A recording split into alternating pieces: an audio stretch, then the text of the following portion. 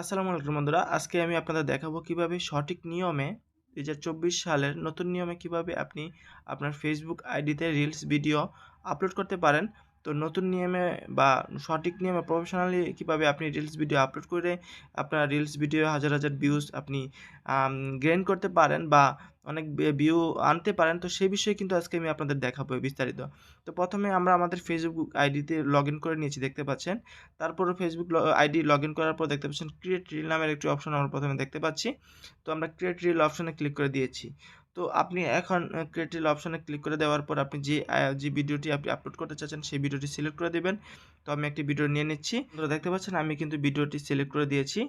তো ভিডিওটি সিলেক্ট করার পর এখন থেকে আপনি এখান থেকে যে নিয়মে আপনি আপলোড করবেন, তো প্রথমে চাইলে আপনি এখান থেকে অডিও ক্লিক করে আপনি অ্যাড মিউজিক, ঠিক আছে? চাইলে আপনি অ্যাড মিউজিক ক্লিক করে দিয়ে মিউজিক এড করে নিতে পারবেন। এখানে বিভিন্ন ধরনের মিউজিক রয়েছে।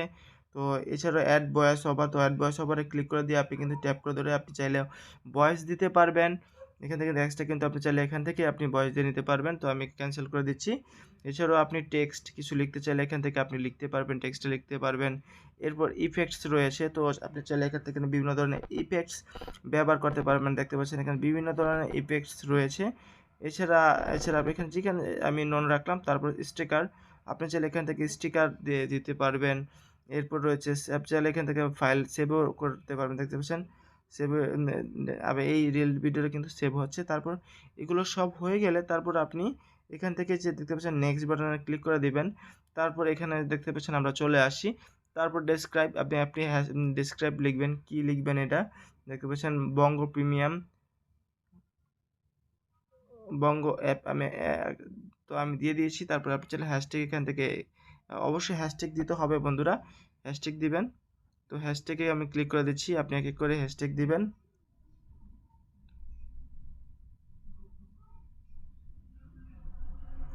তো এইভাবে ক্লিক করে দিয়ে কিন্তু আপনি হ্যাশট্যাগ দিবেন বন্ধুরা। হ্যাশট্যাগ দিলে কিন্তু আপনার খুব দ্রুত কিন্তু আপনার ভিডিও আ ভাইরাল হবে। তো অবশ্যই আপনার যে হ্যাশট্যাগুলো রয়েছে এক, এক করে হ্যাশট্যাগ কিভাবে দিয়ে দিবেন আমি জাস্ট আপনাদের দেখাচ্ছি।